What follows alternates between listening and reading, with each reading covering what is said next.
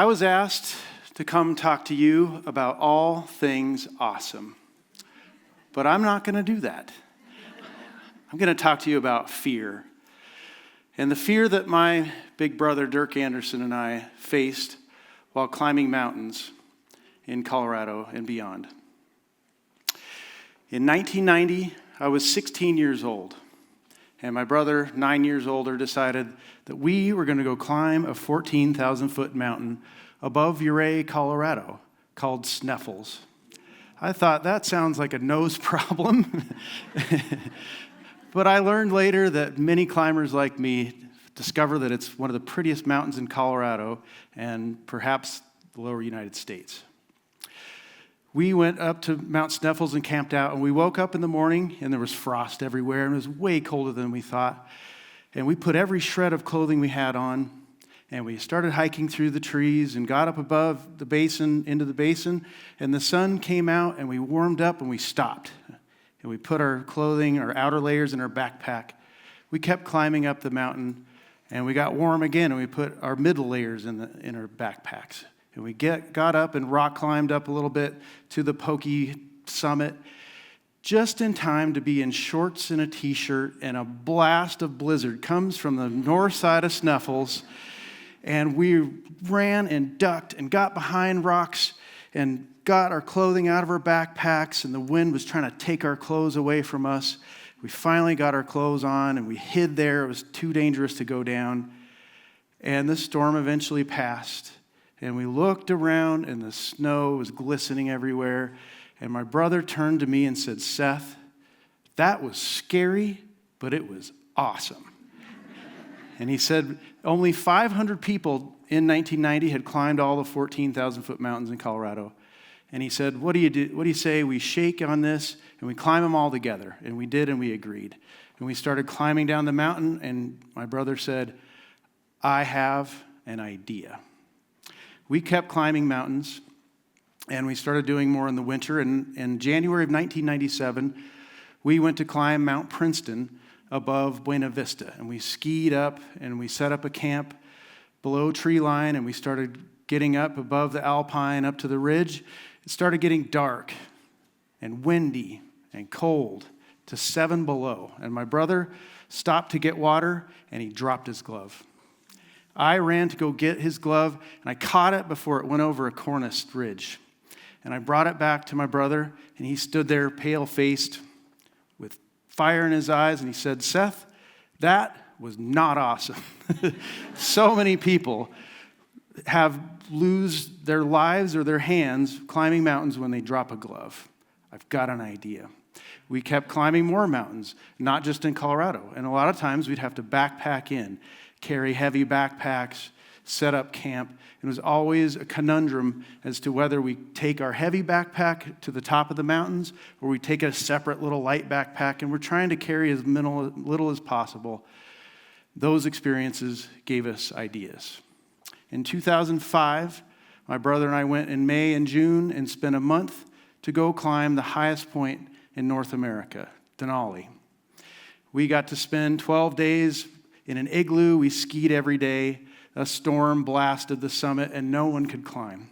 We finally got a weather window, and we climbed up the top of Mount Denali, and we were facing 40-degree temperatures during the night and up to 80 degrees during the day when the glacier would reflect the sun back.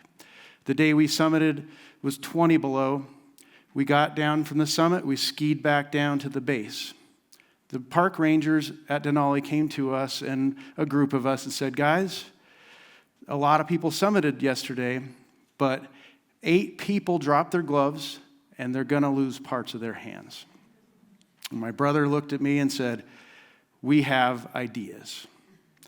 In 2010, myself and a friend decided we were going to climb a mountain very close to here, the Grand Mesa.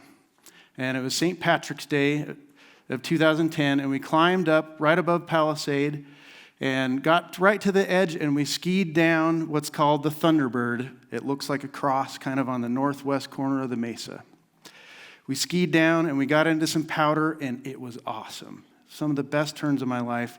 And going back to the run-out chute, this is narrow little skinny chute, I jumped off a little cliff, a cornice, and I landed, and an avalanche broke out, took me down over 3 cliffs, down about 500 feet. But instead of burying me, the bottom of the chute does a little turn, and it spit me out over the snow into a tree that I caught by my shoulder and fell down.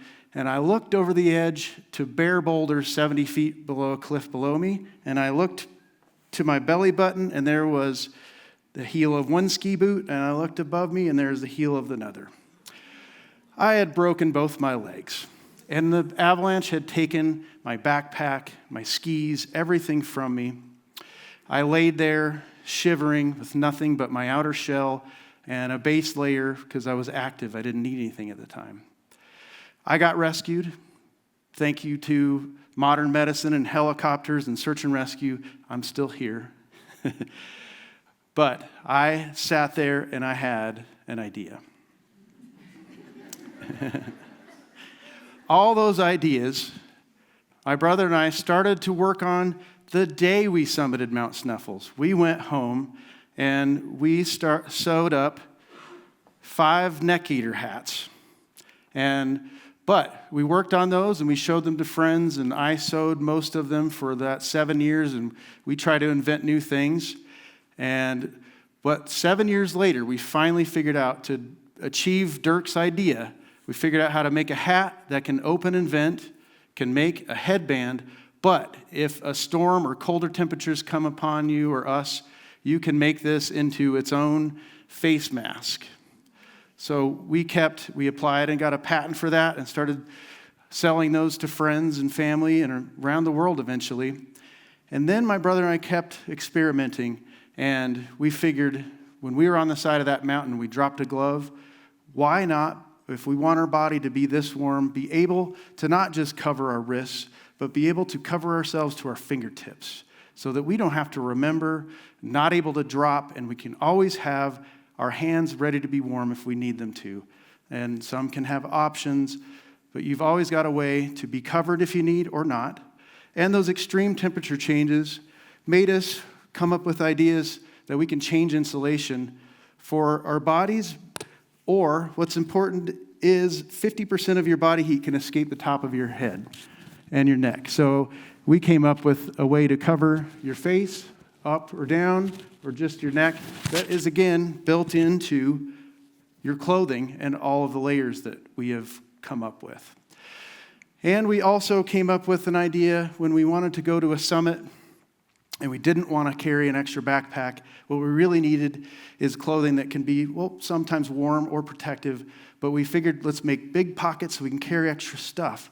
But if the weather changes and we need that more warmth, we want to be able to carry our jacket and other things with us to a summit, or sometimes even just daily. We can put all of our layers and have what we need with us on our backs and other stuff. So from facing fear on high mountains and in dangerous situations, we've tried to figure out of the box ways and solutions to face our fears with change. Now, my brother and I did eventually in 2019, in August, on my birthday of 2019, we did summit all the 14ers together. It was one of the proudest moments of my life. A week later, thank you. We always joked that in all those scrapes and even South American mountains and Mexico, we got into situations where we joke with each other, well, we can't die here because we have vowed to climb the 14ers together. Well, so we finished the 14ers, and exactly a week later, my brother went on a motorcycle and was going too fast and went off a cliff and fell 80 feet, and he passed away 5 years ago now. But we weren't ready as a family and a community to face that fear, but we had to, and we have. And we continue to try to look outside of the box and make change and keep doing what we're doing and try new things.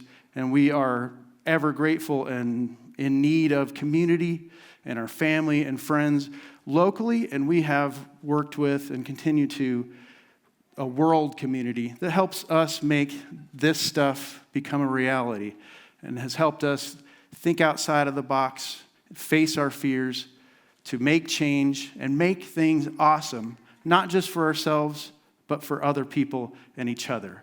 And our hope is that we are going to face fears and we're going to have to come up with out-of-the-box solutions to make things awesome for everyone. Thank you.